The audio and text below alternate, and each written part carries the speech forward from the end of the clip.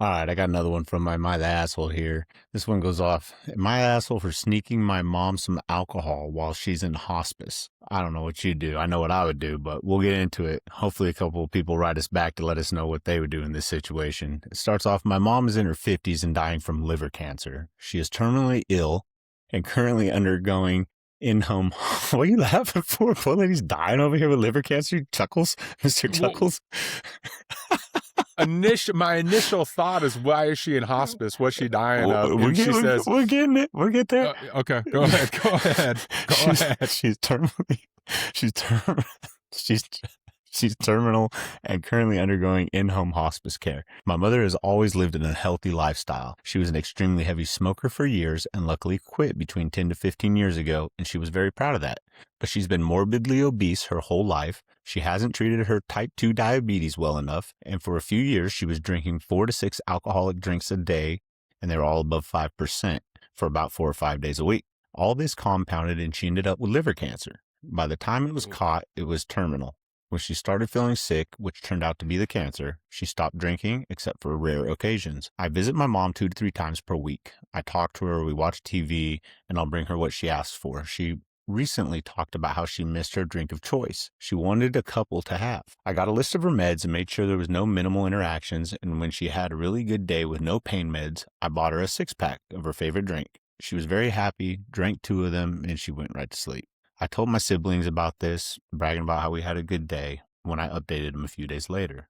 They got really mad at me because she has liver cancer and her liver isn't right, but I still gave her alcohol. This was weeks ago, and she still has 4 cans out of the 6-pack left over, and she hasn't even had them. But even if she did, she's going to die. Let her enjoy her time. They think I was harming her and causing her to die faster by giving her alcoholic drinks. I think I gave her an evening of enjoyment when she doesn't have many left. I've been catching flack from this for weeks, and now it's spreading to other family members. So am I the asshole for giving my mom some alcohol while she's in hospice care for liver cancer? That's a real interesting situation right there, bro. I mean, if she's dying from liver cancer, I'm not saying he's killing her by giving her some alcohol, or whoever, but it's definitely not helping. But she's already dying, a hospice.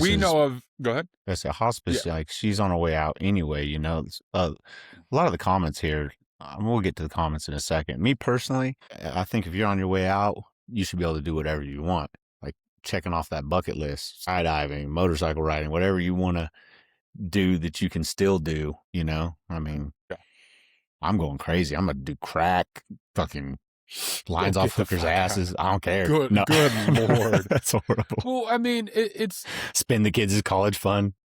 I get, like, I'm not trying to sit here and take the moral high ground and be like, I would never, but we know of situations and scenarios where it's like somebody has lung cancer from smoking and they want a cigarette. Oh, they still smoke.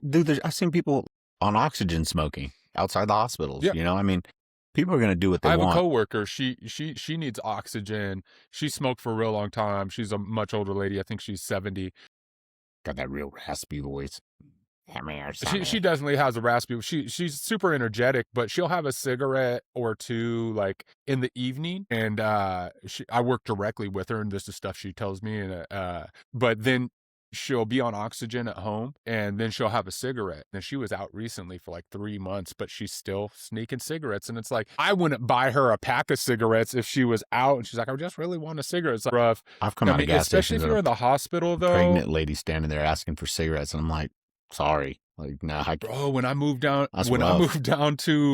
left Colorado living with you back when I was 18, and I stopped in, I forget what town it was in Louisiana on Greyhound, and I'm sitting there smoking my cigarette, and a pregnant lady comes up to me and asks me for a cigarette. I was like, sorry, it's my last one. Like, yeah, no, not for you. I don't want to get like, I know.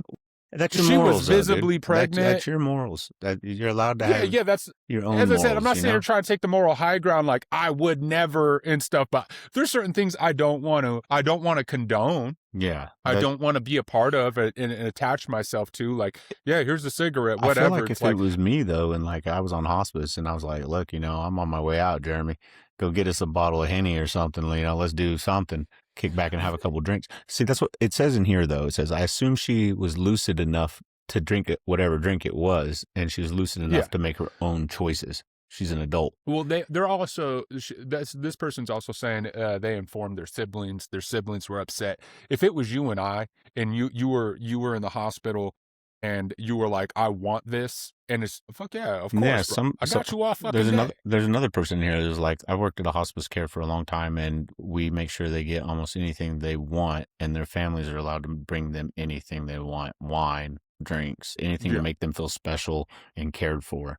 They said that their time in hospice and the quality of their time is the most important thing. So, yeah, I it's mean, definitely situational yeah, I mean, for you're sitting there sure. thinking, I'm dying, and you're a fucking grown ass man. You want to have a drink, you want to go smoke a cigarette, do what you want to do. I mean, by all means, do it. If it was me and mom was in the hospital and she's like, which our mom don't drink or smoke, but she was like, I want something to drink. I got you. Well, that's what you Oh yeah, for want, sure, for like, sure, for sure. it's, Well, the only reason why, like, it's hard to really say what would be the best approach to this situation because we don't know the severity of where this person's at currently, you know?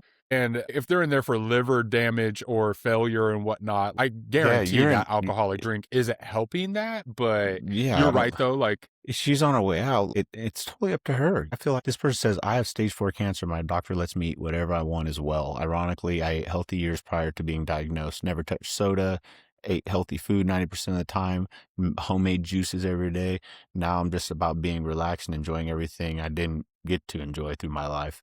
So it can go any which way, I get it situational. I feel like the guy's siblings want somebody to blame or something to blame, but yeah, obviously the mom made her choices: diabetic, drinking, smoking, eating whatever the fuck she wants because she was obese. I mean, it's not this dude's fault. His mom's dying. She wants to have a drink or two. That's man, more power to him. That's all I'm yeah, saying. for sure, for sure. I mean, yeah, you would just definitely have to understand that situation in its entirety to really make a judgment call and stuff, as far as right or wrong, in my opinion. But that's just my opinion. But you're right though. Like, as we were saying, if you were in the hospital and you wanted something, I'd most likely be like, "Shit, I got you all day," Someone vice comments like, versa. "You're not the asshole when she's already terminally ill. Hastening her death isn't necessarily a bad thing." That's cold blooded. It's like That's true let's hurry too. you You're not along. wrong. Well, I'm not saying it's assisted suicide or anything like that, Yeah, So watching was our grandma. I know you never met her, but when I moved down to Mississippi, watching grandma, like one day I met her for the first time. She was working at the police station. She was, I think she was a dispatcher, and she was normal, and she was dealing with lung cancer, and they weren't sure what was going to happen. And then she had a stroke, and she got out of the hospital, yeah. still smoking. We know Like, tons and of I'm not people like talking that. nothing fancy. I'm talking like what? I said I know tons of people that throughout my life that have been on death's door and still smoke or drink or do drugs or whatever they want to do. I Yeah. mean, people are gonna do what they I want to mean, do, man. That's it. People are grown.